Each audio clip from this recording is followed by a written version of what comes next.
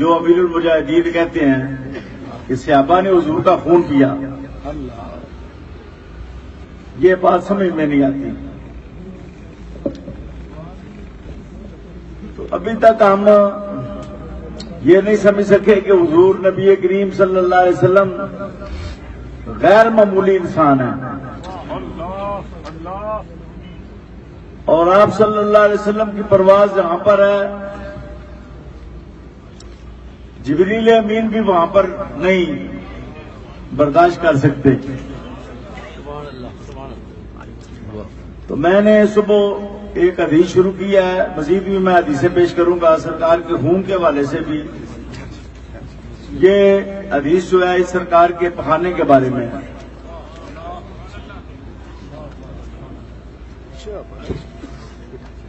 یہ حضرت جابر فرماتی ہے کہ میں حضور کے ساتھ تھا. علامہ جلال الدین سیوطی نے خصائص کبریٰ میں یہ روایت درج فرمائی ہے. حضرت جابر بن عبداللہ انصاری فرماتے ہیں میں حضور کے ساتھ تھا تو حضور باہر نکلے، دور چلے گئے، یہاں تک کہ جو زمینوں کے نشانات ہوتے ہیں، یہ جو زمیندار نشان بناتے ہیں، وہ ختم ہو گیا کہ جنگل شروع ہو گیا. تو میں نے 3 واقعات دیکھے، 3 واقعات، اور فرماتے ہیں اگر قرآن نہ بھی نازل ہوتا تو میرے لیے یہ 3 واقعات ہی کافی تھے. سبحان اللہ سبحان اللہ. حضرت جابر فرماتے ہیں پہلا واقعہ یہ دیکھا کہ حضور نے قضاء حاجت فرمانی تھی، اور آپ بڑی شرم والے، بڑی حیا والے، کسی کے سامنے آپ قضاء حاجت نہ فرماتے.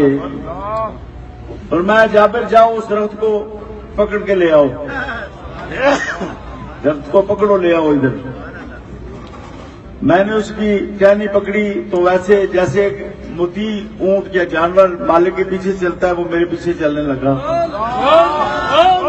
جہاں حضور نے فرمایا تھا وہاں میں لے کر آ گیا اس کو، لیکن اس کے ساتھ پورا سطر نہیں ہوتا تھا، پردہ نہیں ہوتا تھا. آپ نے فرمایا نہیں یہ کافی نہیں ہے، وہ بھی لے آؤ. سبحان اللہ سبحان اللہ. وہ بھی درخت پکڑ کے میں لے آیا.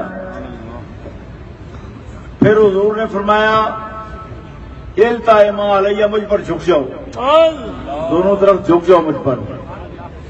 جھک کے پردہ ہو گیا، میں پیچھے ہٹ گیا. حضرت جابر فرماتے ہیں حضور نے قضاء حاجت فرمائی. جب آپ فارغ ہوئے تو فرماتے ہیں میں دوڑا لأتناول ما خرج منہ صلی اللہ علیہ وسلم، تاکہ میں جو چیز حضور کے جسم سے نکلی ہے اس کو کھا جاؤں. جس میں بارش سے جو چیز نکلی ہے اس کو کھا جاؤں. بات سمجھ آ رہی ہے؟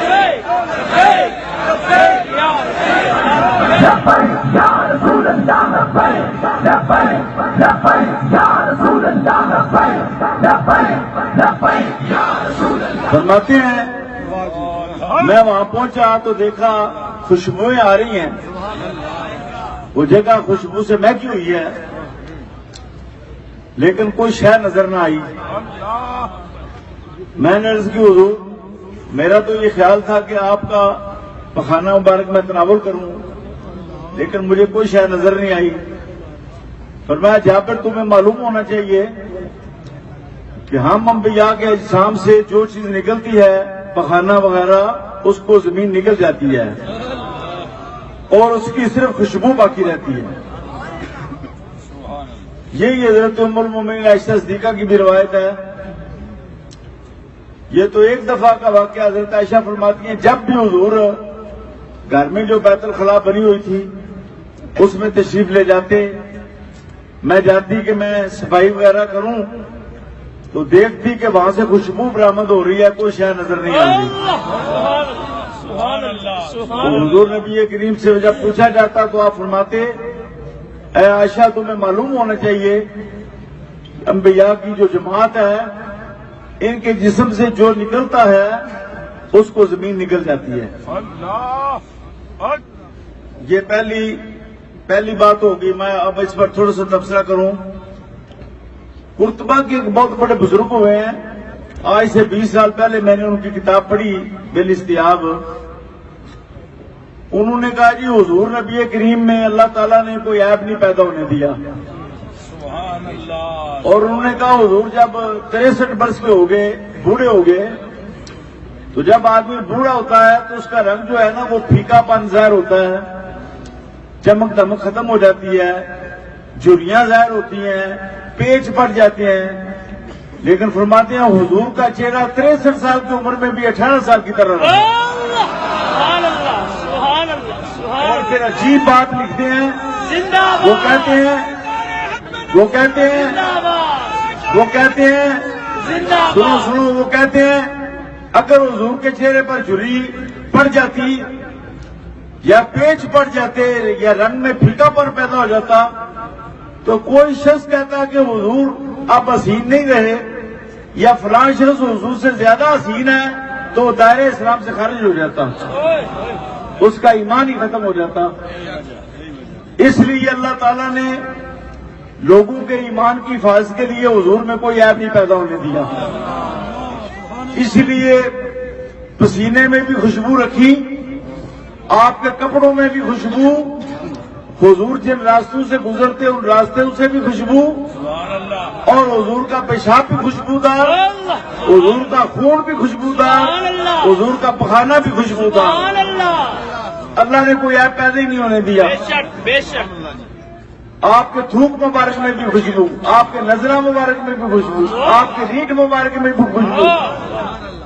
اسی لیے تو بخاری شریف میں ہے, عروہ بن مسعود ثقفی جب آئے حضور کے پاس تو دیکھا کہ سرکار دو عالم صلی اللہ علیہ وسلم جب تھوکتے ہیں یا آپ اپنی ناک مبارک صاف کرتے ہیں یا کھنگارتے ہیں تو صحابہ ہاتھ پھیلاتے ہیں, جس کے ہاتھ پر پڑتا ہے وہ اپنے چہرے پر مار لیتا ہے. سبحان اللہ سبحان اللہ. یقیناً من قبیل نور تھا حضور کا نزلہ مبارک, آپ کا تھور اور آپ کی ریڑھ مبارک, اس میں بھی شفا تھی, اس میں بھی خوشبو تھی, اس لیے صحابہ اپنے چہرے پر ملتے تھے.